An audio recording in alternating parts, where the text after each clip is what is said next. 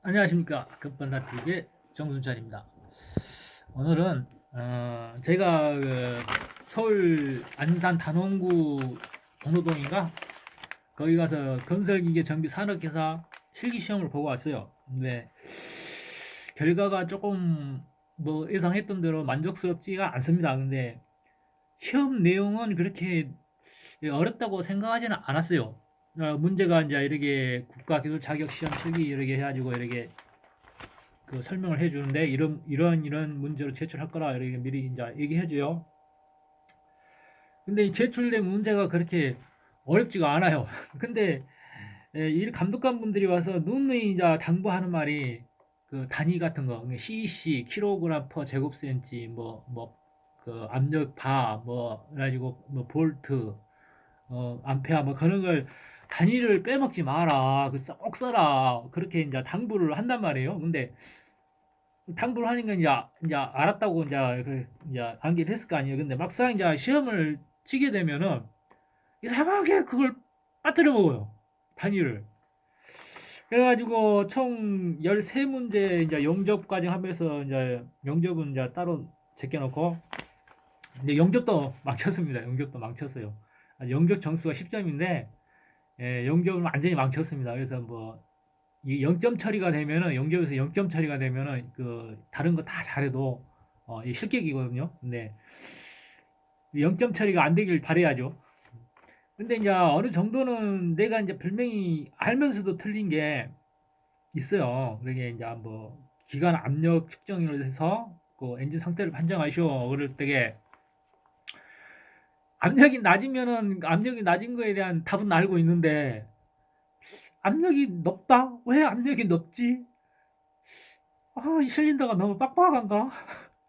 근데 답은 있어요. 엔진에 카본이 끼면은 그 실린더와 피스톤의 어떤 그 사이에 이렇게 그 밀착 같은 그 밀봉 작용이 일어나 가지고 이렇게 저 압력이 이렇게 높아지거든요. 그리고 이제 뭐 엔진 오일에 뭐 카본이 너무 많이 꼈다거나 그래 가지고 그 엔진 오일 자체가 밀봉 작용이라는 게 있잖아요. 그리고 그 카본 때가 어떤 그 실린더 내에서 이렇게 그 피스톤과 실린더 간 사이에서 이렇게 밀착돼 가지고 이렇게 압착돼 가지고 밀봉작용을 일으켜 가지고 압력이 높은 경우가 있어요. 그러면 그 실린더 내에 이제 카본을 제거해야 되는데 당시에는 이제 생각이 안 나는 거야. 이 압력이 낮으면은 압력이 낮은 거에 대한 내가 답은 알고 있는데 압력이 높은 거에 대한 답을 생각이 안 나는 거예요. 그래서 실린더와 피스톤 간극을 조정한 뒤 재점검 그렇게 조치사항을 썼거든요. 근데 그렇게 하면은 100% 틀린 겁니다. 그래서 이제 거기 한 문제 틀리고 엔진 부분에서 한 문제 틀리고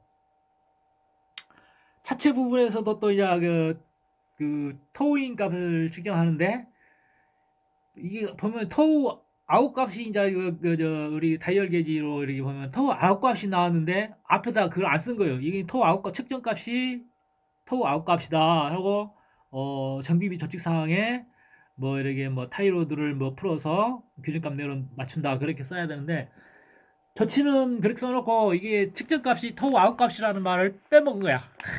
이거 틀렸어. 그래서 두 문제 나가래야 그랬죠. 전기 파트에서 세 문제가 나오는데 발전기 전압과 전류를 측정한단 말이에요. 근데 또 볼트하고 암페어 빼먹었네. 이거 완전 대가리 이거. 야, 아까 세 문제. 뭐 영접에서 나가야 되고 영접에서 0점이 나오면은 이게 완전 실격이죠. 그래서 판정을 해보면은 13문제에서 뭐 한 3문제 틀리니까 10문제가 맞았다고 봤을 때 이게 에, 뭐 70 몇 점이 나오면 77점이 나온단 말이에요. 점수상으로는. 그러면 거기 또 태도 점수가 있고 영접에서 10점이 근데 이제 최소한 1점으로 치자 1점. 0점 나오면 실격이니까 1점 나온다 치고 합격권에 들긴 한단 말이에요. 그래서 내가 예상했던 거에 이제 마이너스 10을 하면 67점, 66점 된단 말이에요. 그러면은 간신히 이제 커트라인에서 60점에서 간당간당 합격할 수도 있고 영접 부분에서 이거 완전히 이거 제로 처리되면은 완전 실격이죠. 그래서 또 다음 기회를 봐야 되는데 어쨌든 어, 시험은 쉬웠어요. 쉬웠는데 왜 합격은 못해? 시험은 쉬웠는데 이게 사람이 그렇게 감독관들이 이렇게 와서 꽉 단위 같은 거 빼먹지 마라. 확 그렇게 당부를 해도 빼먹는단 말이에요. 그리고 거기서는 이제 시험을 보는 분들이 거의 그 합격률이 30%, 20%, 30%밖에 안 돼요. 그리고 많이 떨어집니다. 그리고 막 세 번씩, 두 번씩, 세 번씩 오신 분들 많아요. 그런 면에서 보면은 차라리 어려운 걸 나오면 차라리 나. 어려운 걸 나오면 차라리 나은데 문제가 너무 쉽게 나와서 또 틀린 거야. 이거 어떡하냐. 참 인간이라는 게 묘합니다. 거저 주는 것도 못 받아 먹는 거예요. 거저 주는 문제도 못 받아 먹는 거. 그래서 인간이라는 게 참 너무 문제가 쉬워도 문제고 너무 어려워도 문제고 시험 자체라는 게 시험을 본다는 것 자체가 그렇게 긴장되는 거예요. 그러니까 사람들이 많으니까. 그리고 또 빨리빨리 해야 되잖아요. 그것도 한 3시간, 4시간 한단 말이에요. 그래서 실수를 할 수밖에 없는데 실수를 해도 그렇지. 근데 다음에는 실수 안 하겠지. 그래도 실수하겠지 또. 근데 이제 우리가 봐주는 거라는 게 없단 말이에요. 봐주는 거라는 게. 어쨌든 틀린 건 틀린 거고, 맞은 건 맞은 거고, 시험은 시험이니까. 그렇게 처리를 할 거 아니에요? 봐주기 싫어, 이게 좀 어정쩡하다 해가지고 뭐 점수를 또 주게 되면은 그 공정성 면에서, 공평성 면에서 또 안 되니까, 그 시험관들은 이제 공정하게 점수를 매겨야 되니까, 분명하게 이제 해야겠죠. 그래서 안타깝게도, 어, 불합격을 예상해 봅니다. 불합격을 예상해 봐요. 그래서 다음에 이제 4월 달에 이제 또 시험이 있는데, 그때는 이제 그 실기, 우리 아, 충분히 내가 이제 기능사를 했기 때문에 충분히 그 머리로 시뮬레이션이 가능합니다. 이제 뭐더 어려운 걸 나와도 시뮬레이션이 가능하고, 좀 더 이제 실기를 연습을 안 하고 실기 연습을 하게 되면 한 40만 원 줘야 되는데 또 왔다 갔다 서울 왔다 갔다 하고 아니 구미나 또 왔다 갔다 하고 그러게 되면은 품값이 많이 들어가죠. 그래서 한번 왔다 갔다 하면 기름값 10만 원, 밥값 10만 원, 잠자고 뭐 하는데 10만 원 어디 해가지고 한 20만 원 들어가죠. 그래서 다음 4월 달에 하는 것은 실기 연습을 안 하겠습니다. 그리고 굳이 또 4월 달에 시험을 봐서 또 떨어지게 되면은 어쨌든 뭐 기회는 2년 안에 보면 되니까 여기 이제 이 4월 달에 해서 또 떨어지면 뭐 실습해야지 어떻게 하겠어. 근데 이제 머릿속으로 이제 시뮬레이션이 가능하기 때문에 충분히 이번에 어떤 경험을 삼아서 좀 더 신중하게 대처할 거라고 생각이 돼요. 그래서 이번에 이제 불합격이 되면은 뭐 4월 달에는 분명히 합격할 수 있을 걸로 확신을 합니다. 그래서 간당간당 합격이냐 간당간당 불합격이냐 참 그것이 문제입니다.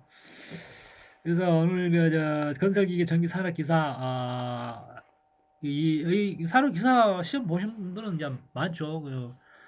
꽤 이제 인원이 좀 되더라고. 근데 이렇게 합격률이 좀 낮기 때문에 그리고 건설기 산업기사는 그렇게 그 수요가 많지 않습니다. 그리고 이건 어디까지나 내가 생각하는 타이틀로 이제 갖고자 하는 타이틀이기 때문에 한번 해본 거예요. 그리고 만약에 이제 건설기 산업기사가 합격을 하게 되면은 다음에 이제 기능장 한번 도전해 볼 거예요. 기능장. 참 시간이 많죠.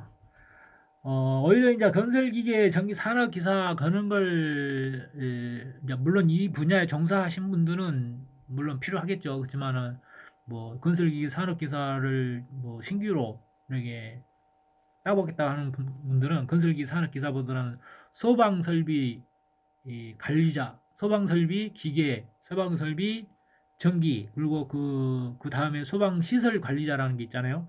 그래서 그쪽으로 나가는 게 좋고, 그리고 어느 분이 이제 뭐 내 친구가 물어본 건지 누가 물어본지 유튜브 그 댓글에 그걸 달아놨어요. 건설기계 전기 산업기사하고 설비하고 건설기계 설비하고 다른 것이냐 그래서 물어봤는데 설비는 아마 건설기계 장비보다는 더 어려운 것이라고 봐요. 그 기계공학을 전공한 분, 이게 어떤 공학적인 측면이 더 강한 거죠. 뭐 특별히 어떻게 어떤 일을 하는지는 모르겠어요. 설비기사가 뭐 설계를 할까?